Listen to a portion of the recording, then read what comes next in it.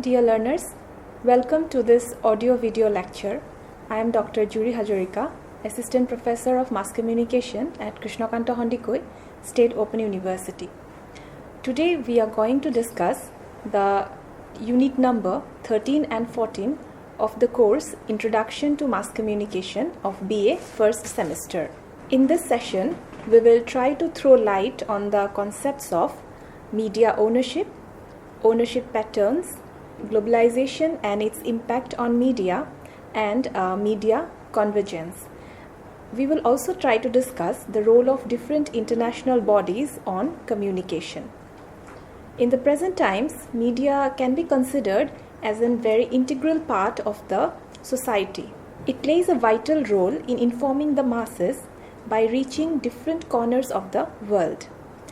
The different forms of media, such as print, radio, television, and new media, they play a very important role in building public opinion as well as in creating awareness.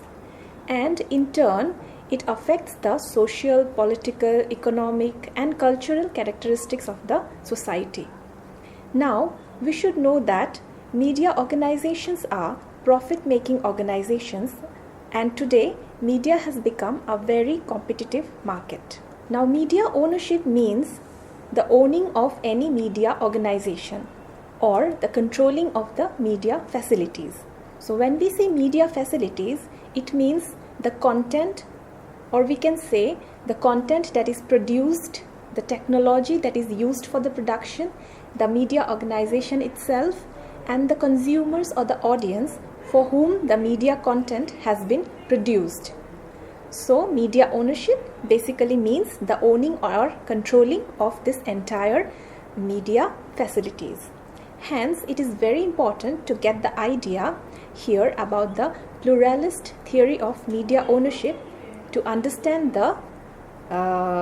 this concept in a better way. According to the pluralists, the media content are mainly shaped by the demand of the consumers. Here, the consumers' demand is said to be of higher importance in the market. Hence, the media owners has to be very responsible while deciding on the information or the content that is given through their media organizations. That means the creators or the media owners can be held accountable for whatever is shown or given through the media houses.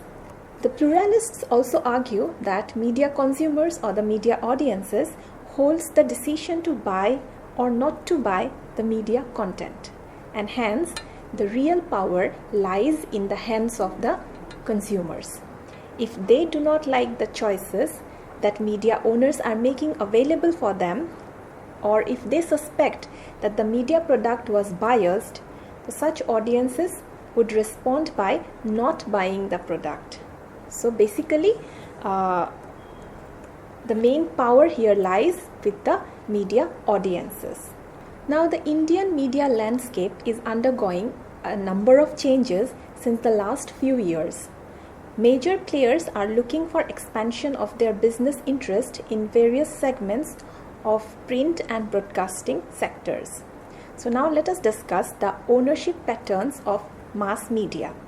There are four major types of ownership of mass media, which we will discuss here. The first one is chain ownership. It basically means that one media organization or media company, a number of outlets in a single medium of language. That means a single media organization owns a number of outlets in a single medium of language. Here we can give the example of chain of newspapers like the Times of India, Hindustan Times, Indian Express, etc. So one single company can own a number of radio stations, or another example we can take a number of television stations located in different cities or towns can be owned by a single company. So that is what chain ownership means. The next type of ownership is cross-media ownership.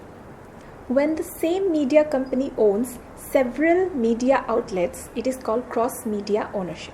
For example, if a company owns a newspaper, a magazine, a television station, as well as a radio station, then it is the example of cross-media ownership. For example, the Times Group in India, they own newspapers such as Times of India. They also own FM radio station Radio Mirchi and television channel like Romedy Now, Movies Now, etc. So this is an example of cross-media ownership. Now let us discuss the third type of ownership, that is conglomerate ownership. Conglomerate ownership means the ownership of several business operations, one of which is a media business. For example, when a company owns a newspaper along with owning a plastic factory, a cement factory, etc. Okay, then it is the example of conglomerate ownership. For example, a same person would be the director of a media company as well as the director of a cement factory. Okay. Now, let us discuss vertical integration. Vertical integration indicates that a media company has absolute monopoly in the production of the materials that are required for producing media products. Here we can take the example of a newspaper owner who may also own large forest areas. Why? Because the wood from the forest could be used in producing newsprint, and newsprint is very much important for the production of newspapers. Now that particular newspaper owner has got his own newsprint, isn't it, from his own forest area for the production of the newspaper. So this is the example of vertical integration.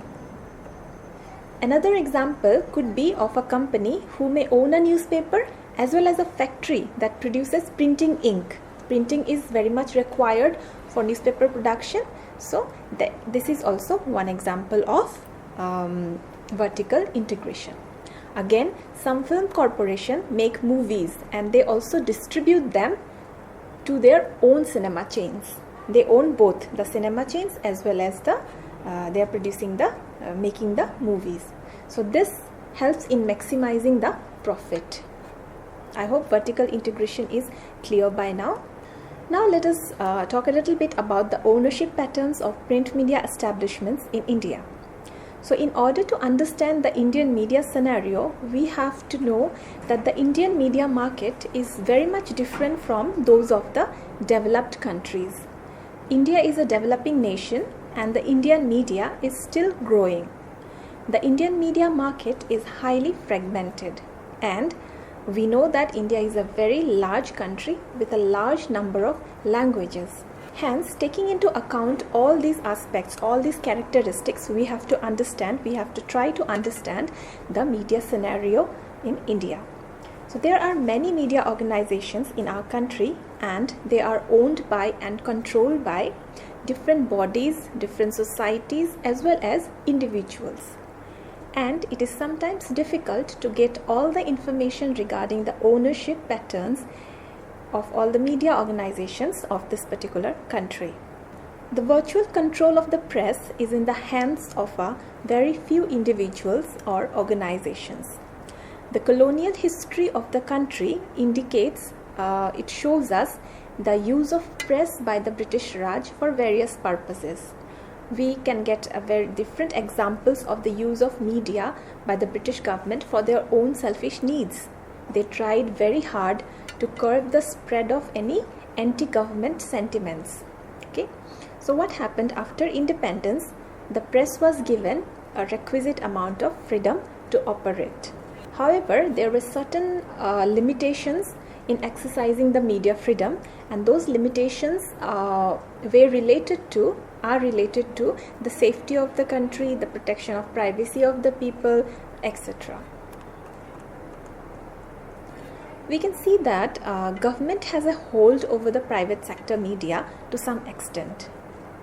As the government controls newsprint distribution, pricing and disbursement of public advertising, so government has some sort of control over the media sector. Here we can also talk about the Doordarshan, which was a unit of the Ministry of Information and Broadcasting of Government of India till November 1997. Same is the case with the All India Radio. Again, many industrial houses also brings out many newspapers and magazines. So they also have control over the media scenario in India to some extent. Now let us talk about the first press commission that focused on some forms of ownership of newspapers and periodicals which were prevalent in 1954. So they are individual, partnership, joint stock company, trust, society registered under various acts, and cooperative ownership. Though the concentration of newspapers is mostly in very few hands, but there are other types of newspaper ownership management and operations which were developed as well. So they are, we will discuss them one by one. They are individual ownership, partnership, corporation, group or chain ownership, employee ownership, vertical ownership, joint operation. Now let us discuss them one by one. When we are talking about individual ownership, in this type of ownership, an individual holds the entire ownership of the media organization. Okay, that individual who is the owner is usually the editor, printer, publisher, manager, etc. Okay, so the entire responsibility are held by that particular owner. They do the entire work themselves and whenever necessary serves in almost any position in the organization. Here, the main advantage of individual ownership is that the owner makes all the decisions related to the business as well as the editorial policies. The owner is given absolute control of the newspaper, hence the owner receives all profits and bears all the losses that may occur. Again, the owner keeps intimate connection with the newspaper, since it is an individual ownership. Again, the owner also maintains secrecy in operations. Another advantage is that quick decisions can be made in case of individual ownership. However, there are various disadvantages also of individual ownership. They are being the owner is liable for the newspaper's entire debt. Unlimited liability is placed on the individual owner. Then the individual ownership is more adaptable to an expanding business. In case of the owner's death, the decline in business is seen in many cases.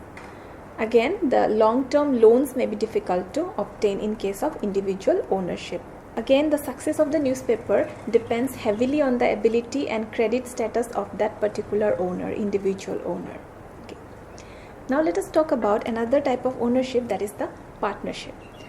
So in a partnership firm, there should be at least 2 partners and the maximum number of partners can be raised to 20.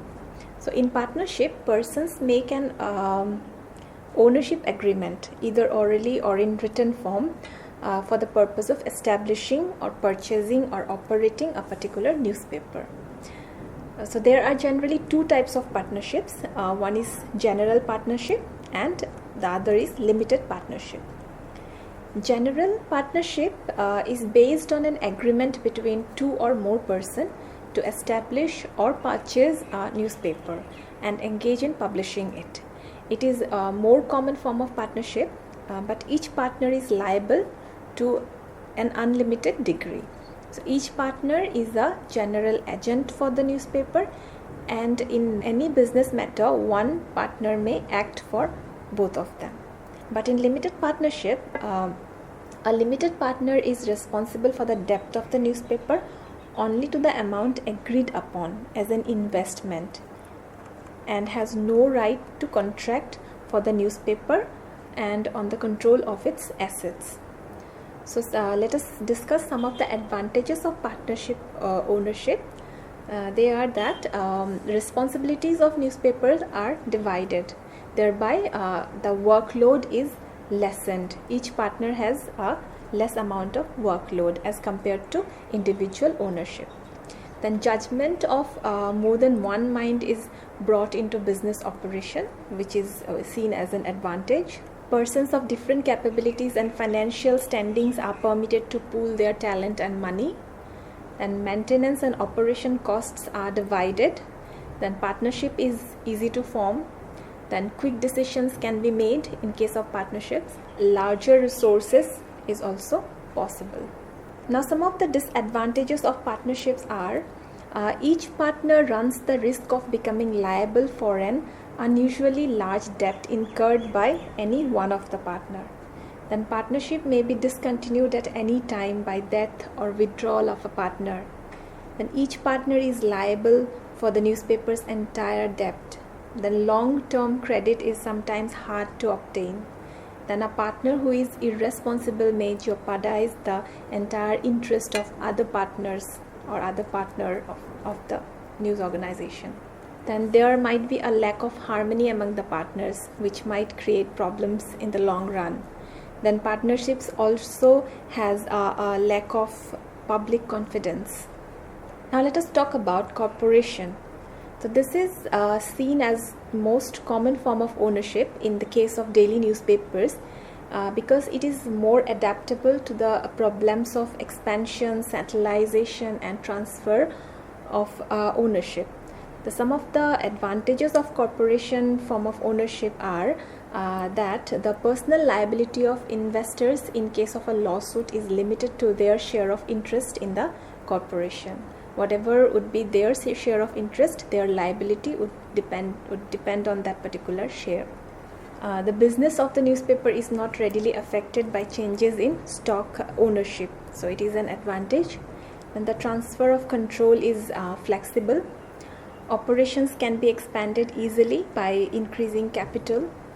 Okay, so these are some of the advantages. Now let us talk about a little bit about the disadvantages of corporation. That is that profits distributed to stockholders are first taxed as income to the corporation and again as dividends to the shareholders. And another disadvantage is that the corporation taxes are imposed. Now let us talk about the group or chain ownership. Group comprises two or more newspapers published by a single establishment from the same center. Okay, and when we are talking about chain ownership, it means more than one newspaper is published by the same establishment from more than one center, from many centers. The advantage of group or chain ownership are the supplies may be purchased through a control office with discounts for quantity. Then advertising space may be sold nationally with a single organization representing all newspapers in the group. Then certain details of bookkeeping and other office procedures may be centered in the common office for all newspapers. Okay, so there are other advantages as well, such as the chains have the resources to provide more elaborate training and public service programs than the individually owned newspapers can. So the validity of each of these agreements depends on great measure on the particular group owner involved. There are disadvantages of group or chain ownership as well, such as the managers or publishers might not feel compelled to promote the local community. Okay, so this might be a disadvantage. Now let us talk a little bit about the employee ownership. It basically means that where a publisher has held the controlling interest, okay, and upon his or her retirement or death, the publisher decides that the newspaper can be continued under its establishment policies in the hands of the employees. So this type of ownership allows the employees to buy shares in the newspaper corporation. In some cases, the employees own a majority of the shares and control the policies of the newspaper as well. The advantages of this type of ownership is that the employees are given an incentive to protect the best interest of the newspaper, and very few changes are made in the personnel. The sense of ownership on the part of the employees, it is very helpful in creating high morale. Questions pertaining to wages, hours and other production matters are understood better by the employees and can be handled easily. Okay, then interdepartmental barriers are more easily broken. So these are the advantages. There are disadvantages as well of employee ownership, that is the opportunities for bringing new people into the organization, it seems fewer, and there are other disadvantages as well. Regarding vertical ownership, A newspaper may also operate under a vertical ownership plan. It means that the newspaper and the enterprises serving it are under common ownership. A corporation owning and operating a large daily newspaper, for example, may also own and operate other media, news and advertising syndicate, a paper mill, or a transportation system as well. So these allied institutions contribute to the success of the newspaper. Okay. The advantages of vertical ownership is that it helps to reduce the general expenses of the newspaper operation. It provides practical investment of newspaper profits.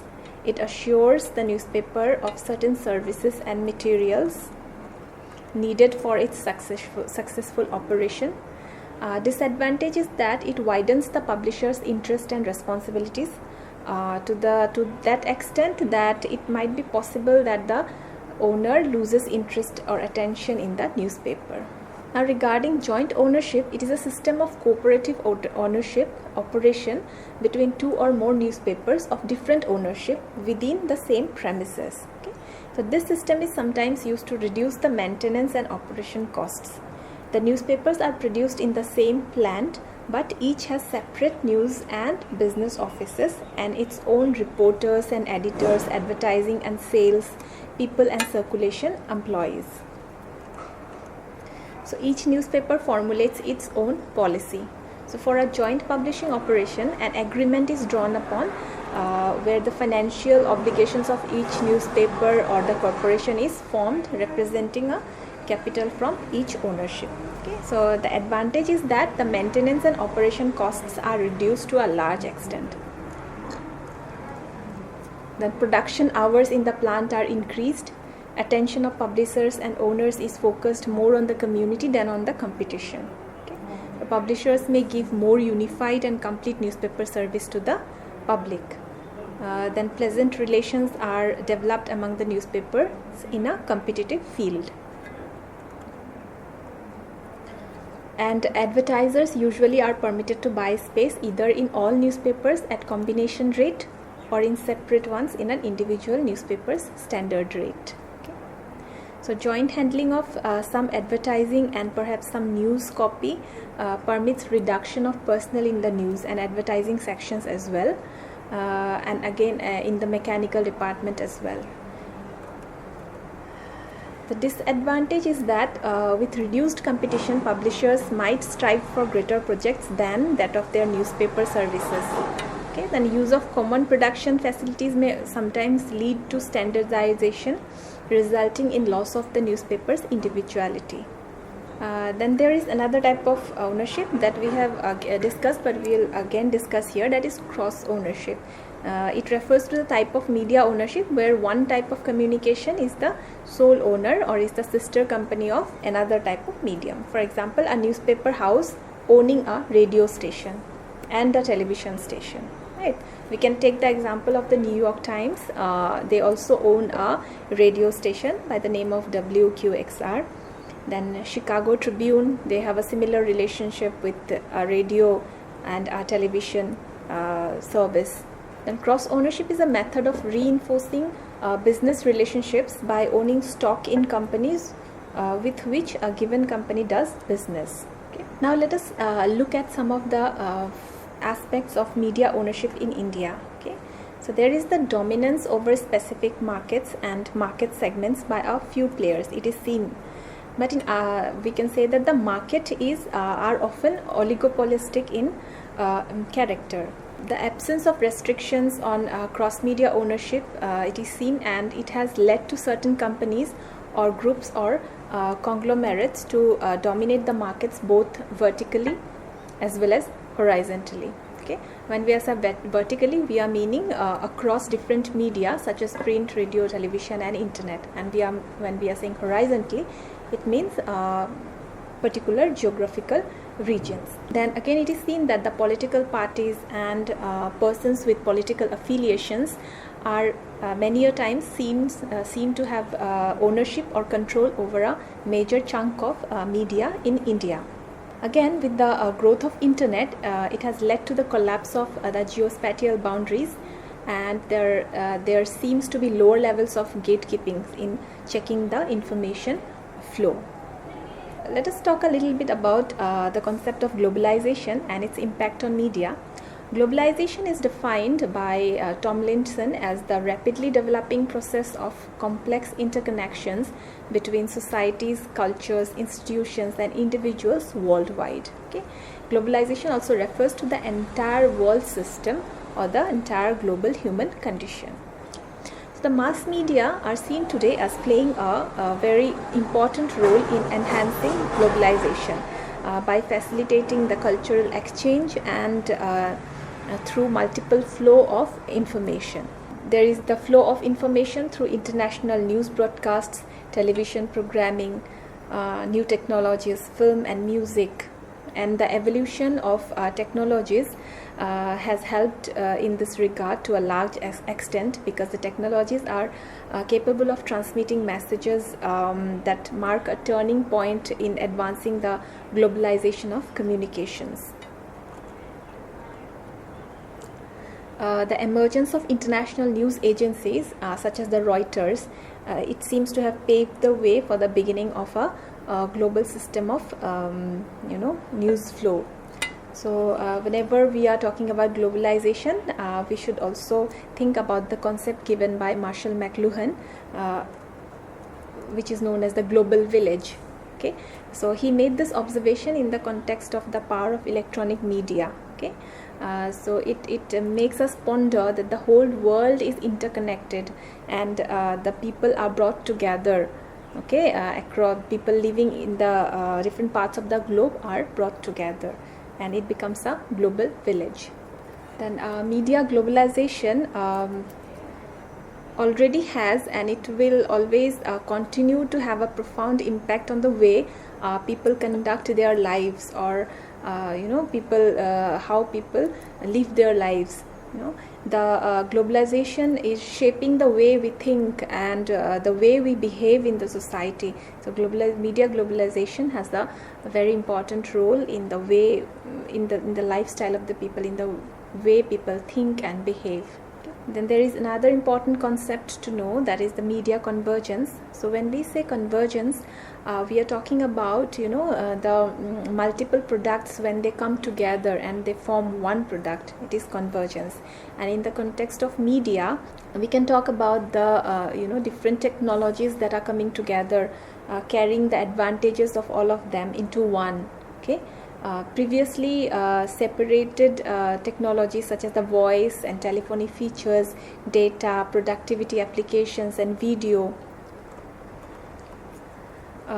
move towards sharing resources and interact with each other in such a way that they acquire new characteristics, new advantages. We can take the example here that earlier we used to watch television programs on a TV set, listen to radio on a radio set, then use the computer to work on data, then use the mobile phones to make calls and send messages.